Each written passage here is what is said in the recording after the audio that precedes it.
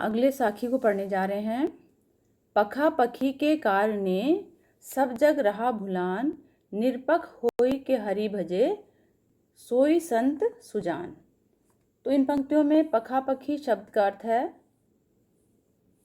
पक्ष और विपक्ष।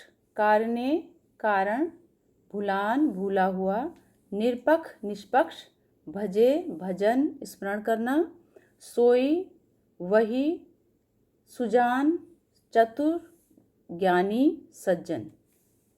तो इन पंक्तियों में कबीरदास जी कह रहे हैं कि लोग अपने धर्म संप्रदाय को दूसरों से बेहतर मानते हैं। वे अपने पक्ष का समर्थन करते हैं और दूसरे के पक्ष की निंदा करते हैं। इसी पक्ष विपक्ष के चक्कर में पड़कर वे अपने वास्तविक उद्देश्य को भूल जाते हैं। वे धर्म संप्रदाय में जो लोग धर्म संप्रदाय में नहीं पढ़ते हैं, वे ईश्वर की भक्ति करते हैं तो उन्हें सच्चे ज्ञान की प्राप्ति होती है। इन पंक्तियों में के कारणे इन शब्दों में अनुप्रास अलंकार का प्रयोग किया गया है।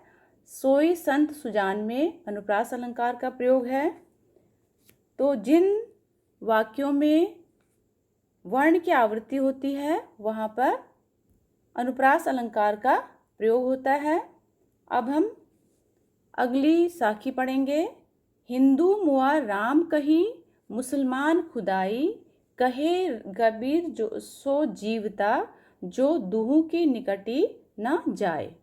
इन पंक्तियों में मुआ शब्द का अर्थ है मर गया, सो जीवता वही जीता है, दुहू दोनों, निकटी पास या नज़दीक, जाई जाता है। तो इन पंक्तियों में आपने कठिन शब्दों का अर्थ जान लिया। तो इन पंक्तियों में कवि कह रहे हैं कि निराकार ब्रह्म की उपासना करते हुए कवि इन पंक्तियों में कह रहा है कि हिंदू राम का नाम जपते हुए और मुसलमान खुदा की बंदगी करते हुए मर मिटे हैं। वास्तव में राम और खुदा तो एक ही हैं। कवि के अनुसार जो राम और खुदा के चक्कर में न पड़कर प्रभु की भक्ति करता है वही सच्चे अर्थों में जीवित है, वह सच्चा ज्ञान प्राप्त करते हैं। तो इन पंक्तियों में कहे कबीर, इन पंक्तियों में कहे कबीर इन शब्दों में अनुप्रास अलंकार का प्रयोग किया गया है। अब हम अगले साखी पढ़ेंगे। काबा फिरी काशी भया, राम ही भया रहीम, मोट चून मैदा भया, बैठी कबीरा जीम।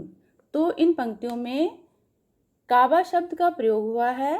काबा शब्द का अर्थ है मुसलमानों का पवित्र तीर्थ स्थान, काशी हिंदुओं का पवित्र तीर्थ स्थल, भया हो गया, मोट चून मोटा आटा, बैठी बैठकर, जीम भोजन करना।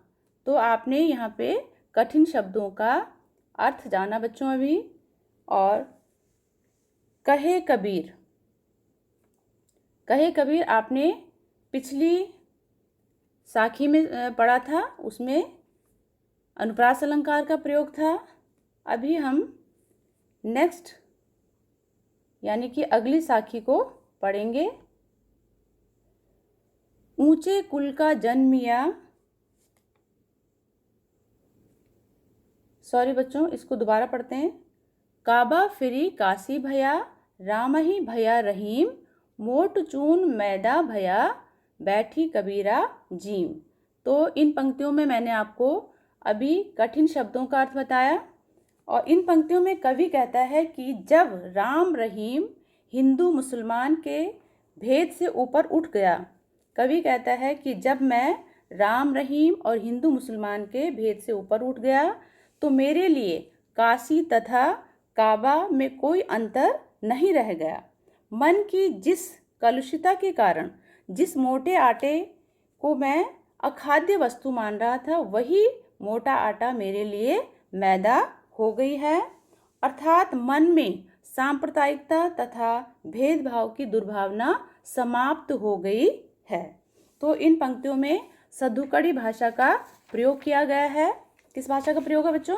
सद्धुकड़ी भाषा का प्रयोग है। तो इसके बाद हम अगली साखी को पढ़ते हैं।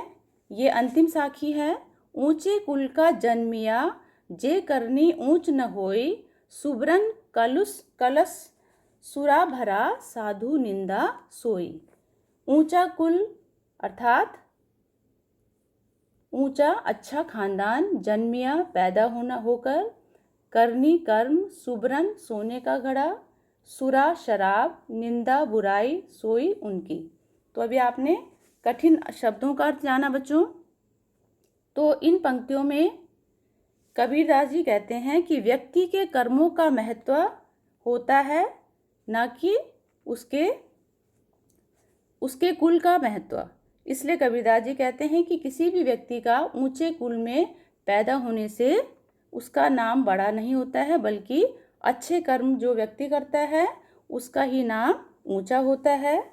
तो इसी कारण और इसी का उदाहरण देते हुए कबीर कहते हैं कि सोने के पात्र में शराब भरी हो तो भी सज्जन उसकी निंदा करते हैं।